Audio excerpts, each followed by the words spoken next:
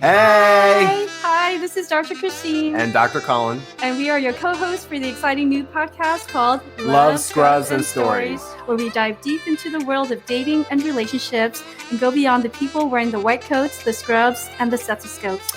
Come join us on this journey where we engage in dialogue and share stories of love, heartbreak, resilience, and triumphs. And we also navigate our professional lives with our hearts on our sleeves. Please remember to subscribe and hit the notification button to stay up to date on all future episodes. And we look forward to seeing you inside. Hello. Hello. Hi, everyone. Welcome to the Love, Scrubs, and Stories podcast, where we dive into all things dating and relationships from the perspective of healthcare professionals, whether you're single, you're committed, in a relationship, or somewhere in between. This podcast is for you. I am Dr. Chrystene Nguyen, your co-host, and I'm joined by my amazing, the one and only chef doc, Dr. Colin Zhu. How are you doing today, Colin? I'm doing well. Guys, if this is your first time, remember to hit that subscribe button. I'm doing very well. I am super stoked for today. We're really lucky to have amazing stories, whether it's already been released or coming down the pipeline. So I'm really happy about today. And so today we're going to talk about the themes of, hope and persistence and second chances. Chrystene, when I bring up those words, what comes to mind for you in relation to your experience, in relation to, something personal, whether it's, dating or relationships? Yeah, very, very important topic. And I'm so excited that we're going to be talking about this topic. And we have an amazing guest, as well. But, when I hear those words, I mean, these are things that, it's tough for all of us, right? It's tough, being single and dating. It's so easy to lose hope, and when we try to dip our toes, into the dating world. And then, there's this meme out there that was like, oh, the dating pool definitely has pee in it, without a doubt, definitely has pee. And yeah, we're like, we all laugh because we're like, yes, it sure does, right? And so it's so easy to lose hope, with dating. And then, once you're in a relationship, right? And, we all know that, it takes two to tangle and it's not happily ever after, you do want to work towards a relationship. So the hopelessness that can come along, with dating and relationships, it's a really real thing that I think we need to acknowledge without a doubt. And so I've definitely had moments in my life where, that hope and the hopelessness, have sort of kind of gone in and out. How has it been for you? And, just answering your own question, what are your thoughts on that? And if you have, any stories or experiences to share? Yeah, for sure. I've definitely had tons of moments, more than I would like to admit, about hopelessness. And I would also, say despair as well, because, you go through so many, I've been through long-term relationships. My longest was like 4 years, dating, all kinds of datings in between. And you go, from one person to the next. And after a while, you tend to kind of feel really disenchanted, discouraged. And I've had a lot of moments where, I would go into despair and hopelessness and say to myself, you know what? I'm just going to be alone and, I'll just, adopt a dog, adopt a kid and, just be like a single father, I would actually have these moments, but I, would come back. Sometimes I have to call my boys or I have to call, my sister or just call someone, keep my head on straight and then say to myself, okay, just keep going. She's out there, right? And, just keep on trucking, just keep on rolling, as they say. So it's very, very important. And I think that people in our profession, how persistence applies is, we worked really hard to get to where we're at. And so we know we can do it. We know that we can be persistent and, keep our eyes on the prize. And, we've made it, to the other side to be able to serve our community respectively, right? So I would say in a way, it's almost like we can apply those same principles for our dating and, relationship and love life, right? If we can kind of, reframe it in a little bit. But yeah, that's my contribution to, I don't know about contribution, but that's my experience with hopelessness. No. Well, thank you, Colin, for sharing all that. As you know, I run the White Coat Romance Facebook group and in our community. And, unfortunately, from time to time, like we see these examples of like hopelessness, especially for some of our healthcare professionals that have, unfortunately, went through divorce and are now finding themselves single and you wanting to get out there and finding connection and date. And so it could be really, really tough and wanting to have that second chance of love, For sure. And, you and I, we're suckers for love stories, and we love love, right? We said that before. So yeah, and I'm very excited today that we have an example of someone who has transcended the hopelessness and have found himself in a position and has a beautiful love story to share. And I think would be, I would love to hear more about it in detail. You and I kind of heard a little bit about it, and I think he would provide a lot of inspiration to some of our audience members. Let me introduce, with that in mind, his name he goes by Bob, Dr. Bob Kornfeld, and he was born in Brooklyn, and he graduated from the New York College of Podiatric Medicine back in the 80s, and he's had been in private practice since the 80s as well. He founded the Institute for Functional Podiatric Medicine and teaches and mentors other podiatrists within said functional medicine and has a direct delivery care model. He's also a certified life coach, musician, songwriter, and currently in an amazing blues band. That's pretty cool. Ooh, so you're talented. We have to talk more about that. Yeah, I got to bring this guy on. So please welcome Dr. Bob. Hey. Hi, Bob. Welcome to the Love Stories and Scrubs podcast. Thank you so much for taking the time to join us. It's my pleasure. It's one place I never thought I'd ever be. But Where are you calling from today? I'm in Long Beach, New York. Nice. I'm from New Jersey, so I love the Northeast, but winter doesn't love me. So I decided to. I'm not a big fan either, but it is what it is. Awesome. So, how we came upon you is, just to be, straightforward and frank, is you actually gave your beautiful love story in a snapshot as a comment to one of our episodes. And I was like, this is such an amazing story. We definitely need this guy on. And I would love for you to share, your story with us today. So if you can orient the audience, take us, through what has been your journey and, what early challenges, did you find yourself in with your first relationship? Well, I did get married very, very young. I was 23 years old. We were dating all through college. And something somewhere along the line got lost in translation between us. And it was a very, very strained and difficult relationship. And we tried. And, a couple of years in, we were going for marriage counseling. And then she got pregnant. And I was beyond thrilled because I always wanted to be a dad. And I thought, we'll work it out. And it just never worked out. Yet I enjoyed being a dad and I wanted more kids. But part of me really wanted out of the marriage because it was so unfulfilling and it was just full of daily bouts and fighting and difficulties. But I had a very distant, uninvolved, unemotional dad. And the thought of not being there all the time for my kids made me feel awful. And I knew I could never just be an every other weekend dad. So I stayed. And I put all my efforts into being a good dad. I guess you'd have to ask my kids if that's true. But, I stayed. In the year 2014, my youngest got out of college. And I knew that was the time I was going to exit. I had, I think, just turned 60. So what was really running through my mind was two things. Number one, I really craved a deep, intimate, connected relationship. Number two, and this is really what kind of pushed me forward, I felt like I was running out of life. And I really wanted to meet someone who would fulfill me in the ways that I always fantasized about. But I didn't really know how to do it. I'd been out of the dating world. I was married 36 years and we dated for 5. So I did what I did as a young man. I went out to a bar thinking that was how you meet women. Someone told me it's a mature bar. There's, people my age.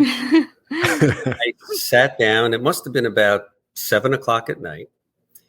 And there was only 2 people there, myself and this other guy sitting at the bar. And all of a sudden it started filling in with more and more and more women. And the next thing I knew, I was just surrounded. I felt like I was flypaper. And what I was experiencing wasn't making me feel special, because I felt like there was a lot of desperation surrounding me. And I really didn't want to feel like people were going to claw at me because I was single. I wanted to meet someone and have depth. So one of my friends was telling me, you should really not do that. That's the 1970s. Go online and do online dating. And I said to him, well, I don't know, isn't that for like really lonely, desperate people? He goes, no, man, that's how everybody meets people now. He says, and you can weed out the people you don't like and find the ones you do. So I started doing online dating, and it was a hilarious failure for me. One after the other, well over 30 different women I went out with. And I guess gave it a good effort. Yeah, I was gun shy. Amazing. I was gun shy because I saw red flags everywhere, and I had already come out of a really major red flag marriage. So I was not willing to put up with a lot of stuff. So of all of these dates I went on, I never went on a second date. And I really did feel like it's just not in the stars for me. Maybe this is just how it's going to be. I'll just be by myself. I'll hang out with friends. I'll do my music and my bands and my practice. At a certain point, I got an email from a company called, it's a dating site for over 50, Our Time. It's called Our Time. I go on the Our Time site, and the very first profile that comes across my page, I'm reading the profile, and I said, oh my God, this sounds like I could have written this. Wow. And I was really intrigued because everything this girl spoke about was near and dear to my heart. She was a music person. She liked traveling. Just the way she was communicating, it sounded almost like my profile. So of course, I don't know if you swipe right or left anymore. It's been 8 years. I swiped. Well, you swiped right. I swiped, and we got into a very enjoyable conversation, probably for a week or 2 before we met. And what I loved about her was she was so playful. She was sending me jib jabs and making up all these funny things. And we were really just enjoying each other online without even meeting. Wow. And then That's amazing. We decided to go out on our first date. That date. So, Bob, if I may interrupt before you go further. Yes, so sure. You said that when you saw the profile and you're like, I could have written that. What was it about the profile that was in it? Was it like common interests that stood out to you, or what aspects of it that made you say, I could have written it? Yes, definitely common interests. Even the way she wrote it sounded the style and the tone that you perceived. Tone. And it was a very, what's the word I'm looking for? Was it just like friendly or open or playful, friendly, or what was it about? Playful. It was kind of lighthearted. It really drew me in, I have to say. It drew me in. And our back and forth was fun. I was just having fun. And I said to myself, even if this doesn't go anywhere, I'm having fun now. I was enjoying that part of it because I hadn't had that in a really long time. So we decided to meet and go for a date. And we were going to have dinner and then go to a concert. So I lived all the way up on the North Shore of Long Island. She lived all the way on the South Shore. So I called her up and I said to her, I don't really usually date past south of the Mason-Dixon line, but, I'm going to make an exception here. And I was just wondering, maybe you want to meet halfway. And she was silent for about 3 seconds. And then she said, you want to date me? I said, yeah. She goes, you're going to come and pick me up. Whoa, you got to respect her. Ooh, right, I did. She laid down her standards. She did. Good for her. Definitely did. Good for her. So I went and I had to pick her up at work. And I walked in and I saw her walking by. I don't know what it was. It could have been a fantasy. I don't know. But when I saw her, the first thing that went into my mind was, she looks like the kind of girl I could love. It was just something about her. Oh, it was immediate. Oh my goodness. So we were going to a concert, and it was Thanksgiving weekend that I met her. And we drive out to Huntington, which is out in Suffolk County. And there was a parade going on in town where we were going to the concert. So we had to park about a little over a mile away from where we wanted to go and walk back. But there was a parade, and the streets were lined with people. It was really hard to walk by. And I looked at her and she looked at me, and we decided to jump into the parade and wave to people while we walked down to the concert. So fun. And that playfulness really turned me on. It really did. So we sit down in this restaurant and we're across from each other. And there was just something, I don't know. I never really do this, but I said to her, would you mind if I sat next to you instead of across from you? She goes, oh, no, I would love it. So I went around to the other side of the table and we sat next to each other. We had a really great conversation. I was really having fun with her. And we went into the concert. Now, we didn't realize this, but the tickets we had were standing. And, you know, we weren't young at the time. I didn't want to stand for a couple hours. So we see empty seats up in the loge. And I said to her, you wouldn't want to sneak up there, would you? She goes, I love to sneak up. So we snuck up. We found empty seats. We hung out there. And it was a great band. It happened to be a friend of hers from college who has a band. And the band was absolutely fantastic. And she was leaning over the railing and I was sitting behind her. And at that moment, I thought I completely ruined everything because I leaned forward and I kissed her on the neck. And as soon as I did that, I said, oh, you idiot.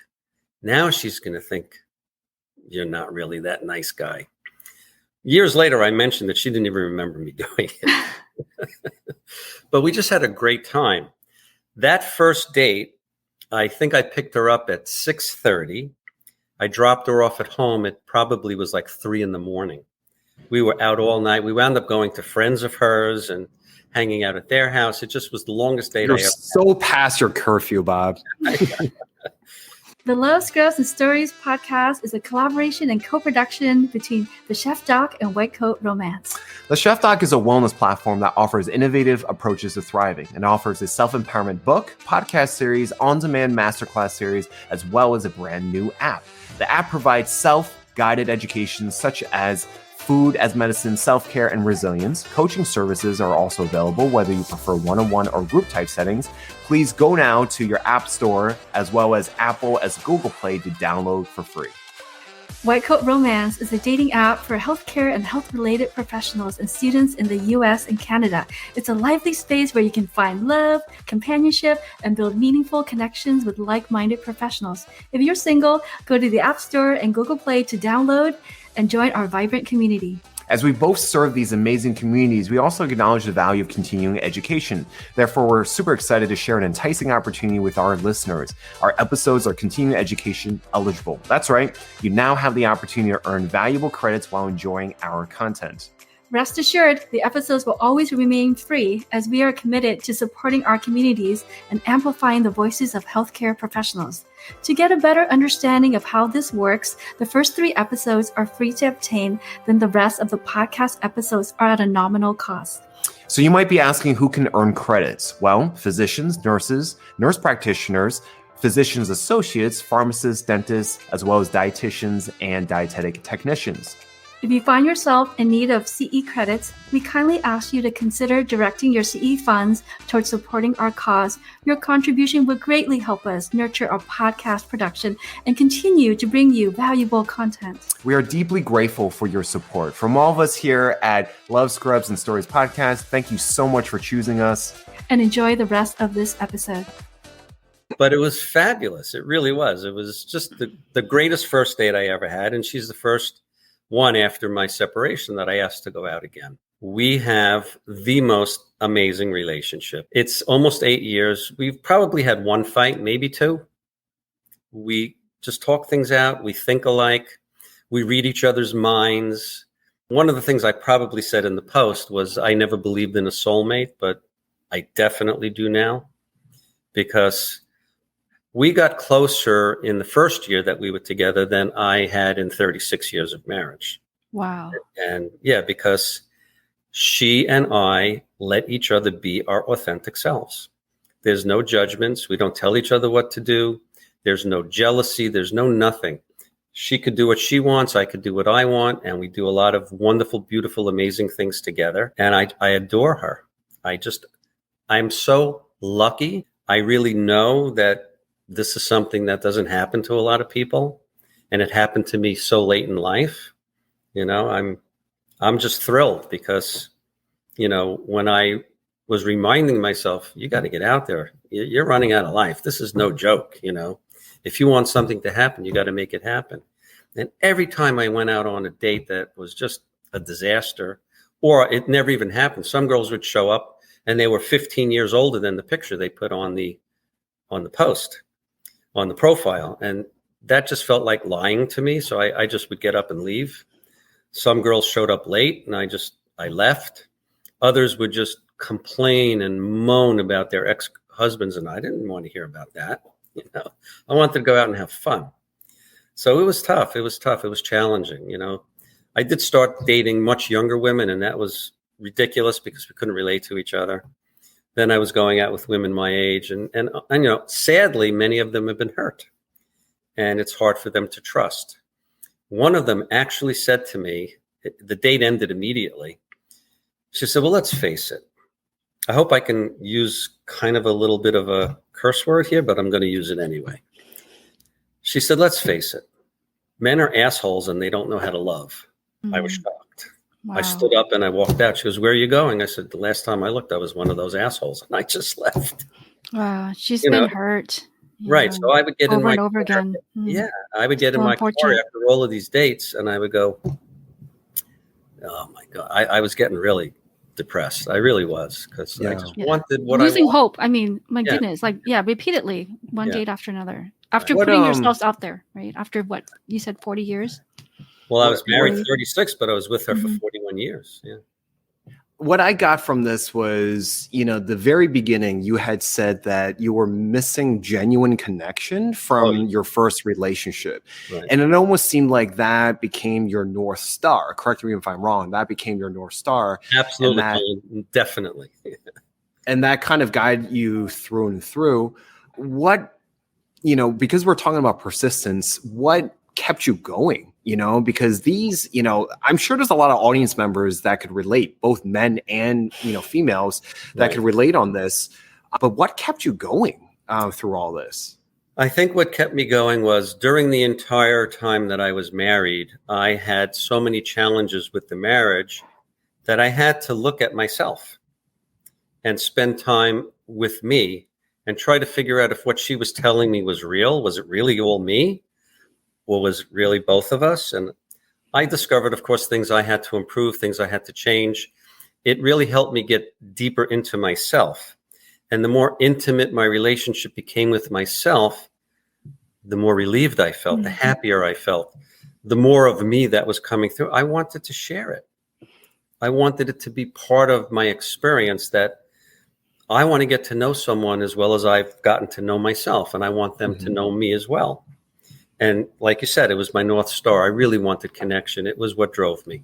And I just wasn't finding it. And I really did want to give up a few times, but I just kept going. And every night I would sit on the computer looking at all of these profiles. I would sit with myself and I would say, all right, you know, give it 10 minutes tonight. Don't even work that hard. But I just kept pushing through. I really did, because I knew what I wanted. And I knew if I wasn't really serious about finding someone, it might not happen, because, you know, I was 60 years old back then. I'm almost 69 now. And, you know, who knows? Wow, you look amazing. I don't think anyone would ever. Oh, thank you. That. Yeah, wow. Thank you. Yeah, thank you for sharing your beautiful love story and all the insights and all the lessons learned. So you had clarity about, you know, your relationships in the past, clarity about yourself. You were persistent despite the repeated hopelessness, you know, with all these different viewing the profiles and the dates, and the persistence that you had, you continue to do. And then also the internal work that you also talked about.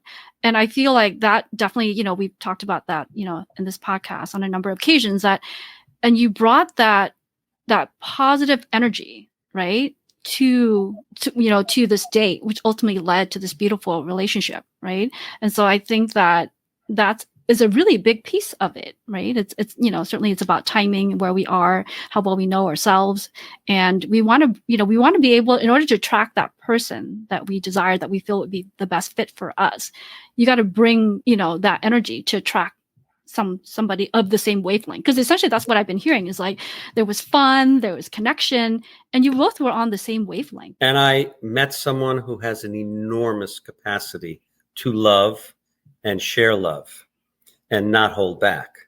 She has enormous social capital. Everywhere we go, we meet friends of hers that I still haven't met after 8 years. It's a joke between everybody, because wherever, my girlfriend's name is Robin, wherever she goes, she leaves a lipstick mark on everybody's cheek, because she loves everybody. Aww. And she's capable of seeing the good in everybody. And it's really a fantastic attribute, because it's so easy to get caught up in, oh, that person's doing this and that person's doing that. And she'll say, yeah, but they do this and they do that. And this is how she sees life. And to me, that's really uplifting. And I always feel love. She's constantly telling me how much she loves me and adores me, and I'm the greatest guy she ever knew. She was also married and divorced, went through a lot of men before I met her, because she was divorced a long time before I did. To be able to share something like that with someone, there's nothing better. It's just, I feel completely at peace. I feel fulfilled.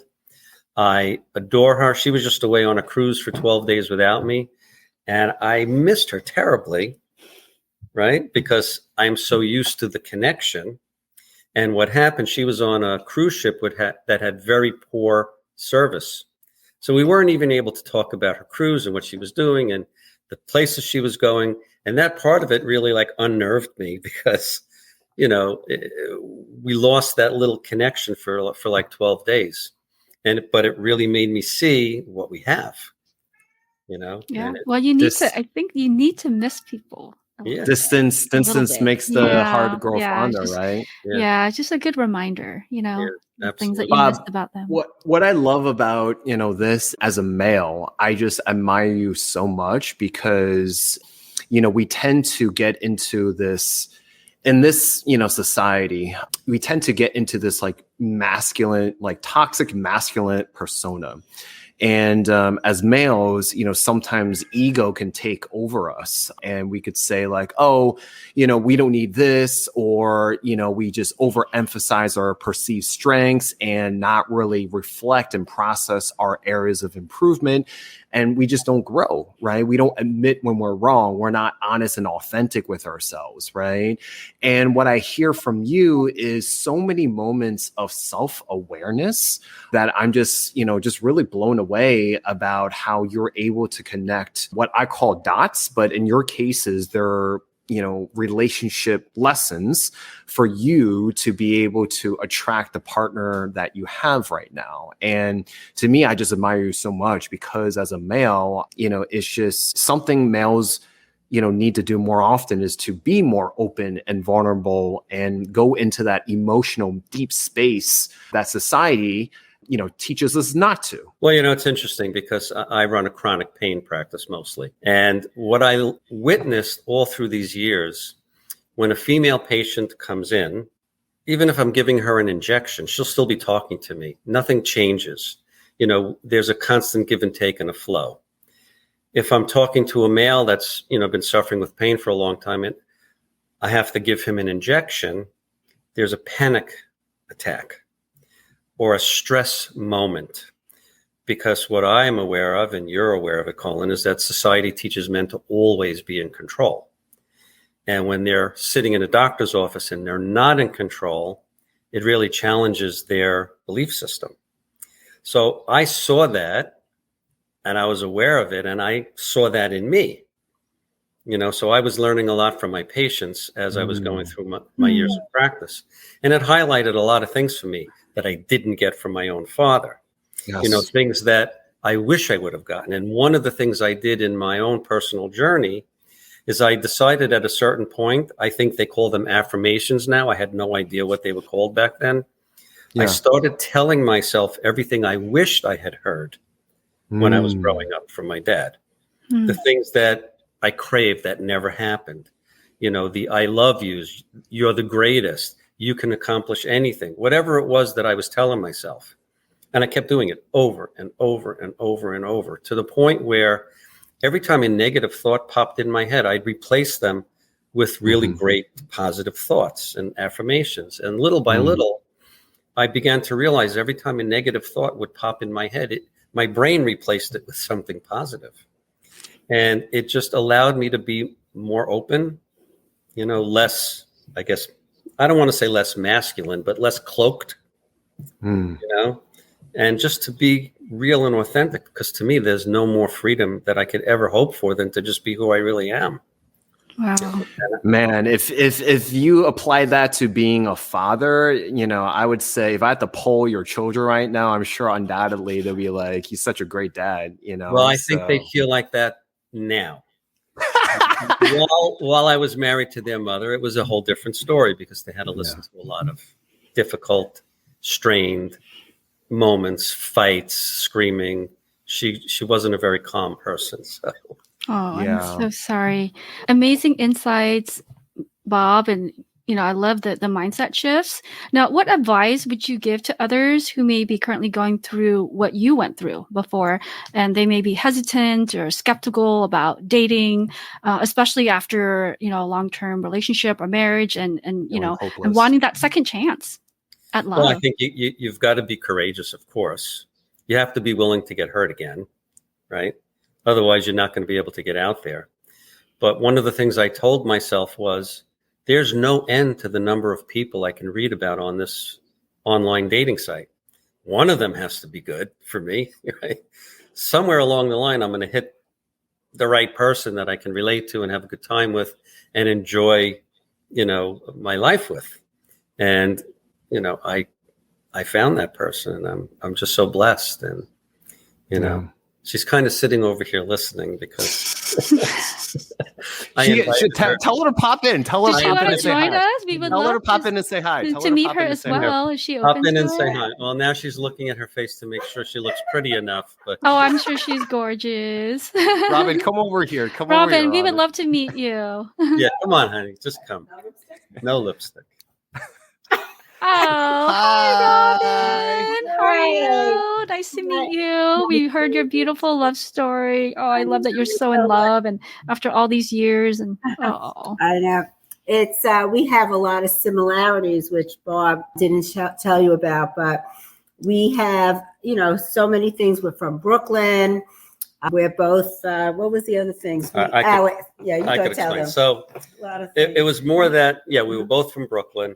My ex-wife was a special ed teacher and quit after a few years. Robin was a special ed teacher and quit after a few years.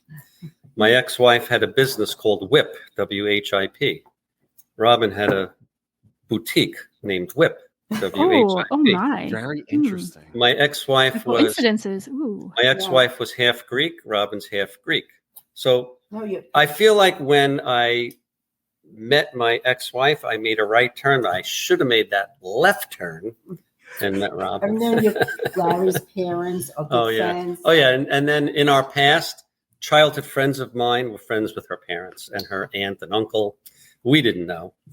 So it's amazing how life works out. Yeah. It really is. Ooh, true soulmates, without a doubt, with all those examples that you've given. You were destined to meet just a different time of your lives. Right, exactly. You guys are so beautiful. You're beautiful and you're adorable. Oh, so sweet. We love your Thank you, positive Robin. energy. We heard about it, and now we've witnessed it. It's infectious. I love it. Bob, thank you so much for giving your Thanks, Robin. Thank you so much for giving your experience and your words of wisdom and your insights and, quite frankly, your lessons. I think it's the aha moments and the dots that you connected, at least for me, really hit home. And I think, our audience members are really gonna love it. So, Chrystene, do you have any last words for Bob? Yeah, I echoed everything that Colin said. Thank you again. And should we have any audience members that would like to reach out to you and, get some tips from you, just kind of because certainly I'm sure this will resonate with actually a number of our audience. What is the best way to reach out to you? I guess they can shoot me an email, which would be drrobertkornfeld@gmail. So Dr. Robert Kornfeld is KORNFELD @gmail. Awesome. Yeah, well, thank you so much. We really, really appreciate it. Chrystene, if you don't have any last words, you're good. Okay. Yeah. Let's wrap Guys, this up. thank you. Guys, thank you so much for watching another episode. If you like this, please like, comment, and subscribe. If you feel like this is a benefit for someone else, please let them know as well. And, guys, when you hop on to Apple, please give us a 5-star rating. And until the next episode, thank you so much to Dr. Bob. And we will see you on the next one. Bye, guys. Bye, everyone. Take care. Hey guys, thank you so much for watching and listening to this channel. If you enjoyed this, please like, comment, and subscribe. And if you felt like this was a benefit for someone else, please let them know as well. As a reminder, this channel does not offer medical advice. All opinions expressed are ours and our guests only. It is for general informational purposes only and does not replace professional healthcare services. Please consult your own healthcare provider for any medical issues you may have. Until the next episode, whether you're in and out of your scrubs, please remember to love yourself and others and lead with kindness. Bye.